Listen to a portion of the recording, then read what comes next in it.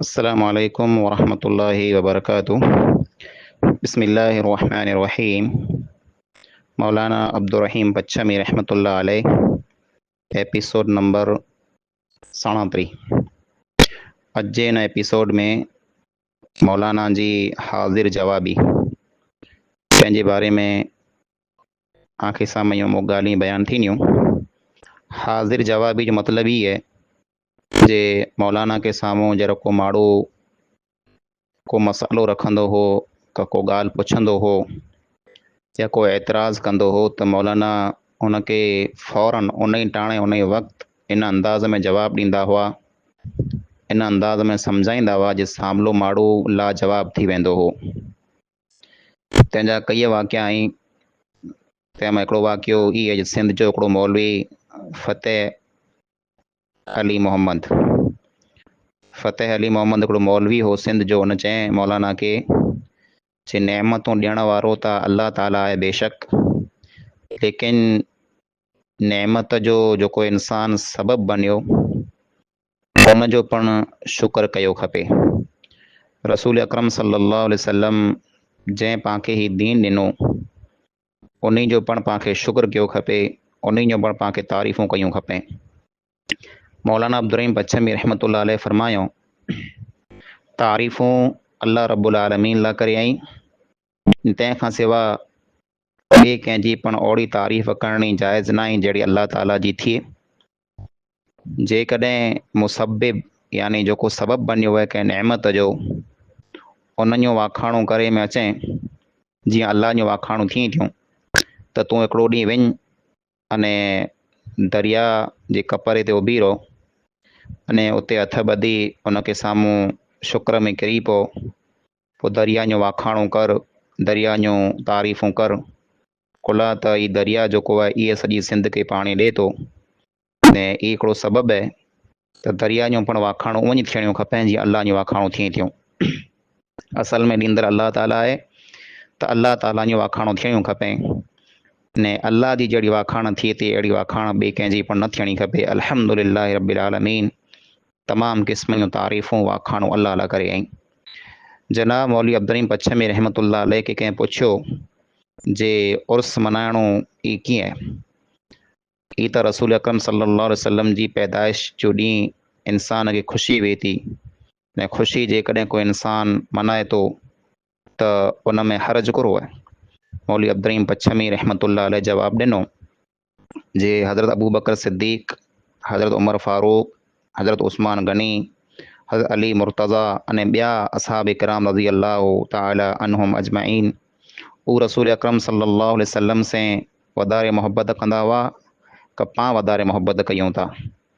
त उन पुछे वारे चयईं जे हू वधारे मोहब्बत कंदा हुआ। त मौलवी अब्दुर्रहीम बच्चमी रहमतुल्लाह अलैह फरमायो, पोइ उन माण्हू ई ख़ुशियूं कोन मल्हायूं, उन उर्स कोन मल्हायूं, उन ईद मिलाद कोन मल्हायूं? हू पाण खां वधारे जेकॾहिं मोहब्बत कंदड़ हुआ त उन खे पिणु ई मिड़ई ईदूं मल्हायूं खपे, उर्स मल्हाया खपे ने उन खे उहो मिड़ई आयतूं हदीसूं दलीलूं ख़बर वई जेको अॼु माण्हू पेश कयूं था ईद मिलाद में, तंहिं हूंदे पिणु उन ईद न ई मल्हायूं त पाण कुला मल्हायूं? तंहिं हू जेको सवाल पुछे वारो माण्हू उतां जवाबु न ॾेई सघियो, माठि करे ॾियो।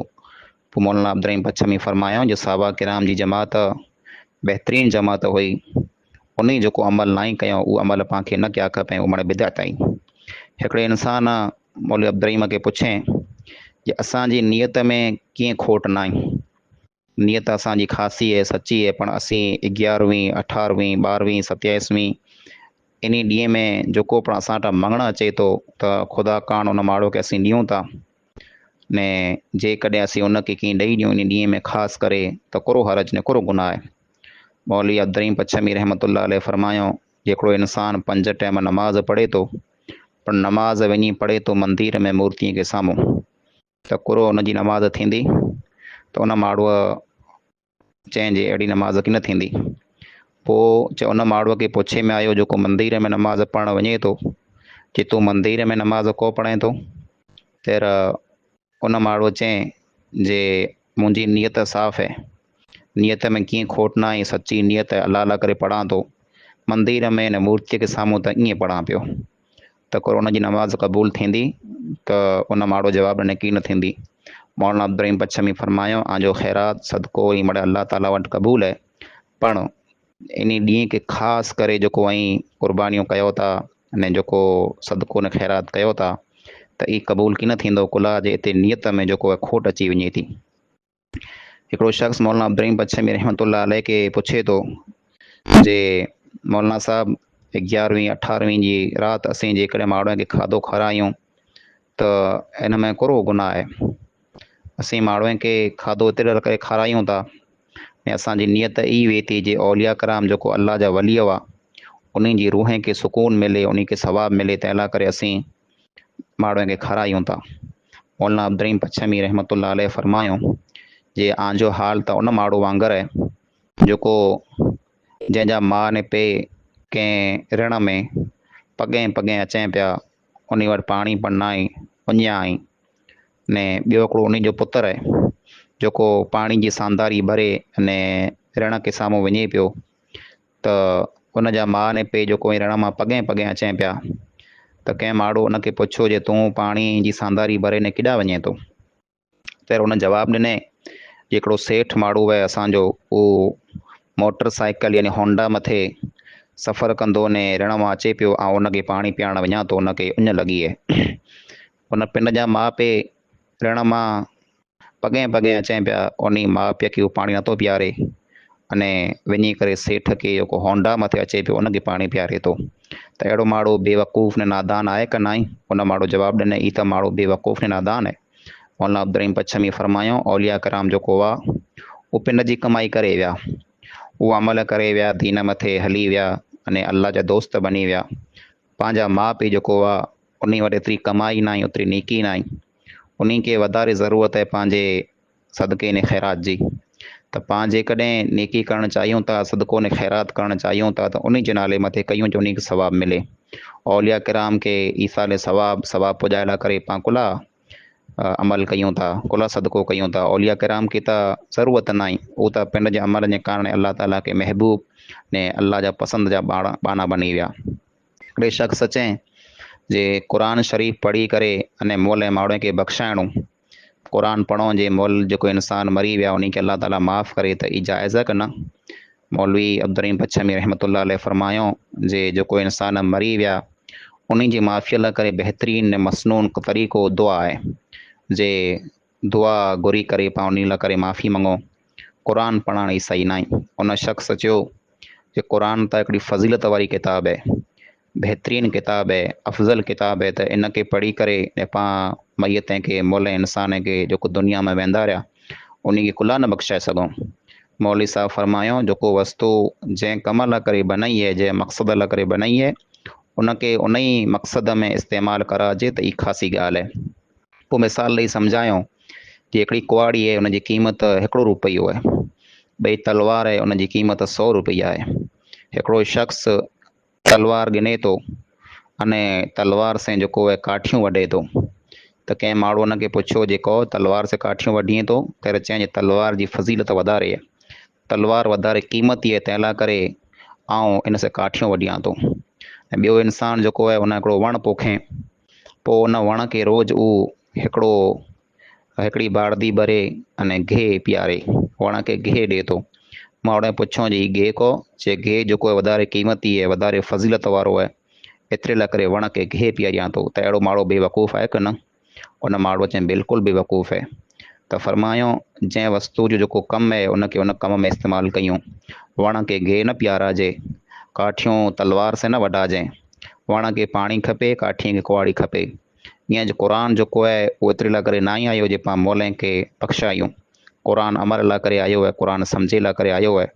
जेकॾहिं पंहिंजा माइट ऐं ॿिया जेको दुनिया में गुज़ारे विया उनखे माफ़ु कराइणो आहे, बख़्शाइणो आहे, त पाण उन लाइ करे दुआऊं घुरूं। हिकिड़ो इंसानु आयो, उन चई जे असां ॿिए ॿिन्ही खे पुकारणु छॾे ॾिनो आहे, पण या रसूल अल्लाह जेको आहे इहे असीं कीअं छॾे सघंदासीं? ऐं मौलाना ई असांखे या रसूल अल्लाह जेको आहे इन जे चेख न रोकियो, इहे असीं चऊं त बराबरि आहे।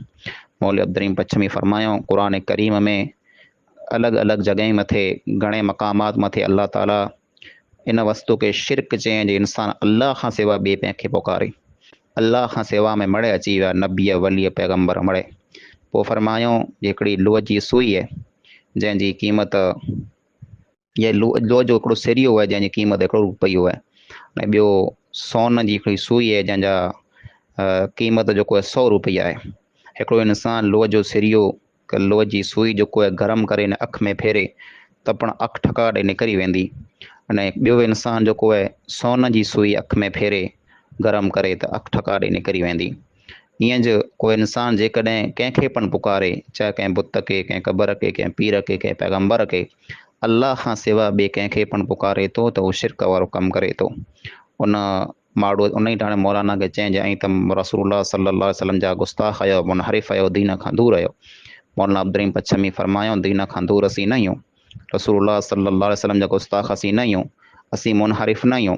मुनहरिफ़ त ऐं आहियो जेको रसूल अकरम सल्लल्लाहु अलैहि वसल्लम जे हुक्म खे नथा मञो, हदीस खे नथा मञो, क़ुरान मथे अमल नथा कयो, अने क़ुरान जो रस्तो सिधो रस्तो आहे उन में जेको आहे ऐं ऊंधी ॻाल्हि करे ने पिन जा मक़सद कढो था। हिकिड़े माण्हू चई जे थर में हिकिड़ो माण्हू हो, ने थर में जेको आहे कुआं ने वाई जेको आहे बिल्कुलु ऊनियूं वेंदियूं, 100 फुट 500 फुट सूधी ऊनियूं वाई ने कुआं वेंदा। हिकिड़ो माण्हू उन कुएं में किरी पियो, ॿाहिरि हिकिड़ो माण्हू हो, हुनखे आवाज़ु ॾिने मूंखे बचाए, उन वटि अञा आवाज़ु मथे पुॻी न, ने तंहिं विच में उन इंसान आवाज़ु कयईं या गौस बहाउद्दीन मूंखे बचाए। गौस बहाउद्दीन जेको आहे मुल्तान जो पीर आहे, त उन गौस बहाउद्दीन उनखे उतां ई जेको आहे बचाए लाथईं, अने उनजी जेको गिरोड़ी जेको जुड़ाई वई, उहा गिरोड़ी जेको आहे वाइजी उतां गुम थी वई, न मिलई। त उहो माण्हू 12 महीने पुठियां जेको आहे मुल्तान वियो, त उते जर गौस बहाउद्दीन जे रोज़े मथे मज़ार मथे वियो त पुठियां आवाज़ आवई जे ए फ़क़ीर, ए इंसान तुंहिंजी गिरोड़ी वाइजी खणियो वञ। त न्यारे त उहा ज गिरोड़ी हुई जेको उन ॾींहुं उते टुटई वई, अने इंसान वाए में किरी पियो ने बचाए लाथईं उनखे पीर। मौलवी अब्दुल रहीम पच्छमी फरमायो ई माण्हू केरु हो, किन जॻह जो हो, किथे रहंदो हो, वाक़ियो क्यानो आयो, कंहिं सो कंहिं बयानु कयो, मड़े मूंखे चओ। त उन इंसान चई जी त मूंखे ख़बर न आहे जो वाक़ियो केॾा जो आहे, केरु माण्हू हो, केॾा जो ख़बर न आहे, पर मशहूरु ॻाल्हि आहे। मौलाना अब्दुल रहीम पच्छमी फरमायो ई मड़े कूड़ा किस्सा ऐं खोटियूं कहानियूं ऐं ई मड़े कूड़ियूं ॻाल्हियूं ऐं इन मथे अमल न कयो, सची ॻाल्हि ते हलो, क़ुरान जी ॻाल्हि सची आहे। पीरैनियूं अने मज़ारैनियूं क़बरैनियूं खोटियूं वाखाणूं न कयो, अल्लाह जी वाखाण कयो जेको ज़मीन ऐं आसमान जो रब आहे, उन खां सवाइ ॿिए कंहिं सां तालुक़ु न जोड़ियो। करामत जेको आहे इहा को वली जी सिफ़त न आहे, ज़रूरी न आहे उहो इंसानु जेको करामत ॾेखारे उहो अल्लाह जो वली हुए। आख़िर ज़माने में दज्जाल अचींदो न, त उन वटि पण कई ताक़तूं हूंदियूं, माण्हुनि खे मारींदो, जीअरा कंदो, उन वटि जन्नत न दोज़ख मड़े हूंदा, नंदियूं हूंदियूं, खीरनियूं, माखियनियूं, पाणीअ हर क़िस्म जूं वस्तू उन वटि हूंदियूं। त उहो करामती की न हूंदो जेको वली हुए, उहो मलऊन हूंदो, दज्जाल हूंदो, काफ़िर हूंदो। त कंहिं इंसान जी अहिड़ी को करामत ॾिसी, कंहिं इंसान जो अहिड़ो को कमु ॾिसी हर कंहिं इंसान खे वली न सम्झंदा हो, खोटा किस्सा खोटियूं कहानियूं न गढ़ींदा हो, क़ुरान अने हदीस जी सची ॻाल्हि मथे अमल कंदा हो। अच्छा लगा हो तो वीडियो को लाइक करिएगा और चैनल को सब्सक्राइब करिएगा। तो इंशाल्लाह फिर मुलाकात होगी, दुआ में याद रखिएगा। अस्सलामु अलैकुम व रहमतुल्लाहि व बरकातहू।